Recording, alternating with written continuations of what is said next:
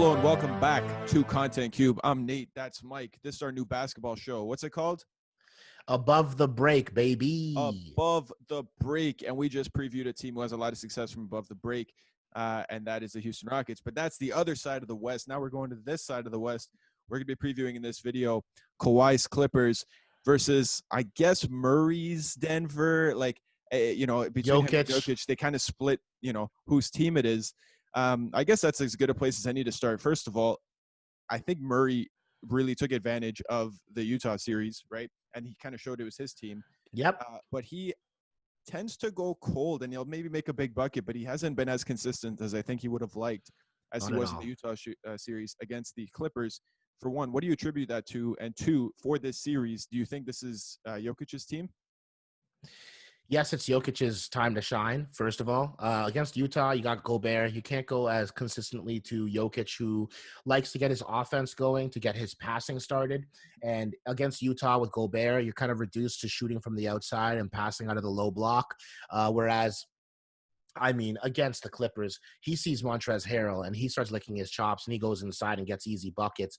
And the second you bring anybody else in to try to guard him, whether it's a smaller Morris or you bring in Ivica Zubac, he's shooting from outside. Jokic was draining him from three last game. Also getting bare buckets from inside. And the second that they start having to close out on him on the three-point line or double him in the post, he's making spectacular passes to Michael Porter, to Gary Harris. These guys are lighting it up. But the problem here is the perimeter defense.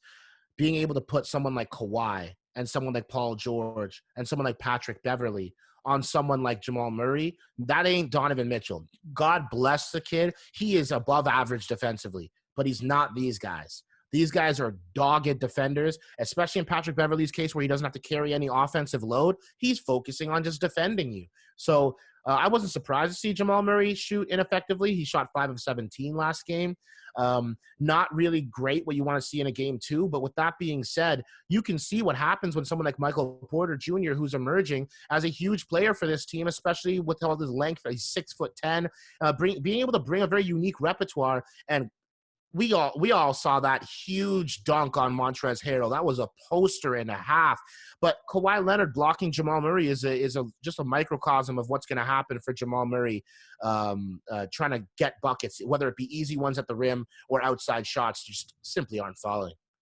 Yeah, so another problem for the Nuggets in this series, and it has been very back and forth so far, right? 1 and then 1-1 and then now 2-1 and now maybe it'll go back to Denver, is that, first of all, Kawhi, he's got long fingers, right?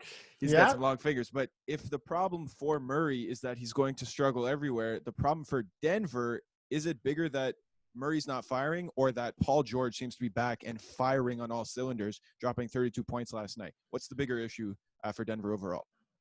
The bigger issue for Denver is definitely if you want to win, you got to get Paul George to be out of his element and just try to get him back into that mind space of losing some confidence in his shot. And even if he doesn't waver in the confidence, as long as that shot isn't falling and you're securing rebounds, you're better off.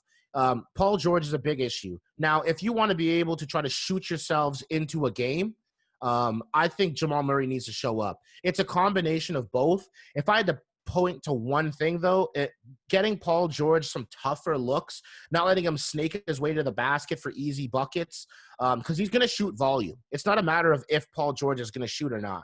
It's whether those shots are easy and if he's going to hit them. He's going to hit tough shots. That's Paul George.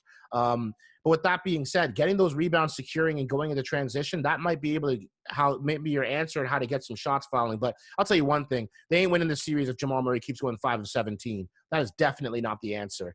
That's somebody else that could be shooting, or Jamal Murray's just got to start shooting some threes and hope that they fall. But he's not going to get that mid-range going like he was against Utah. Right. So for Denver to come out of this series, right, because I think we all know how dominant the Clippers can be, especially when Kawhi gets going and when Paul George gets going. They're so deep. It seems like it's going to be very, very, very difficult to knock off the Clippers. What do Denver have to do now to move on to the next round? Is it as simple, easier said than done as, well, you just got to contain Paul George and Kawhi?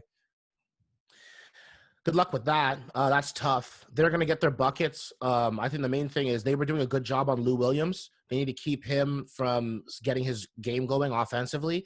They've been doing a really good job. He kind of got a little bit found his shot at the end of the game. If Lou Williams' shots aren't falling, you've got a shot. Even if Paul George is hitting shots in Kawhi, that third offensive punch is really how the Clippers kind of put your foot on the neck there, right? And I think perimeter-wise, you put Gary Harris on someone like Lou Williams, he's going to have some trouble because Gary Harris is an elite defender. So Denver has the personnel to make that happen with Lou Williams and try to make it a little bit more tough for him, stay in front of him, etc. There's going to be nights where Lou Williams is just too hot. But again, the key to victory is play through Jokic because that's the biggest position on the floor to have an exploitative advantage. Montrezl Harrell and Zubac just can't keep up with this guy, period. If Jokic keeps destroying from the inside and the outside, now that opens up open shots for everybody, including Michael Porter Jr., who's just a walking bucket. So that's something I want to see. And honestly, they closed the game and they didn't have Michael Porter Jr. out there on the court. And I thought that was a mistake. I think that they should have had him out there. He was playing really, really well. And they should have closed the game with him on the court. So in the one game that Denver has taken so far this series, Jamal Murray had 27 and Kawhi had 13 and shot 4 for 17, right? He had a poor game. But don't expect that very much from Kawhi. Realistically, this, as fun as this series is and still probably could be, do you think a game 7 is unrealistic? Do you think the Clippers can grab it in 5 or 6? I think the Clippers should take this in 6, and they could do it as quickly as in 5. If the Clippers go and take this next game and the momentum doesn't look good and it's like a blowout or something like that, you're going to be in trouble. Right? Like you're going to be in some serious trouble because the Clippers are favorited. So if you get them getting in their own heads, that's how you go in. You've got to establish a lead in the series. That's the best path of victory that the Nuggets can have is just plant that seed of doubt in the Clippers' minds. You got to keep it tied or you got to go ahead and get the lead. If you fall behind by 2 games, this series is over. Period, point blank. They got to keep it tight. They got to keep it competitive, and they've got to keep getting effort. They really got the fast break was the biggest detriment to them, honestly. There were 30 fast break points on the Clippers side of things. Mike Malone was pointing that out after in post game last game, and they lost because of that transition game. You got to watch out. You don't have an athletic big in Jokic to get back and swat shots. You don't have Jamal Murray as some stellar like a defensive player either.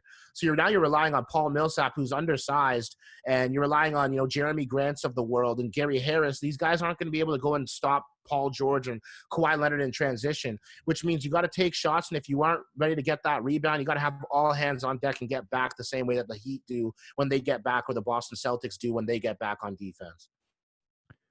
I'll ask you this as the final question of all of our segments today. Without predicting a winner of who takes home the Larry O'Brien this year, does the winner of the championship this year come out of the East or of the West? Tough one. I'm going to say that the winner should come out of the West, as predicted earlier this season. I think, it will be tougher. I'll be honest. It will be tougher if it's the Lakers because of the team element versus the 2 stars and everybody else having to figure it out and figure out their role. Whereas someone like Denver is team-oriented. Heat are team-oriented. I won't count the Bucks because they're pretty much done. But the Toronto Raptors are team-oriented. The Celtics, all these teams in the East are team-oriented that have a chance of going through. Whereas in the West, you've got some top-heavy in Lakers, but the best team usually goes out and wins in this specific setting because of the lack of fans and everything like this. But I think the West should take this one. They have the star power and the depth of teams in terms of the Clippers and the Rockets. And in terms of the Lakers, even if you don't have the depth, they've got 2 of the best players to grace the court ever. So you really got a huge shot there. I think the West should be taking this, but I'm not going to count the East out. I think they're proving a lot of people wrong, thinking that they're going to be a cakewalk, and whoever represents the East is going to be a cakewalk. It's a completely wrong thing to think.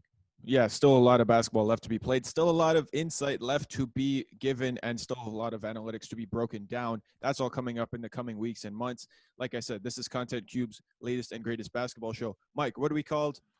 Above the break. We stroke it from 3. Jeez. Anyway, hope you guys enjoyed. Be sure to check out all of our future videos and our past videos. Check out you can expect a show probably once or twice a week. We'll be breaking down everything in the NBA and this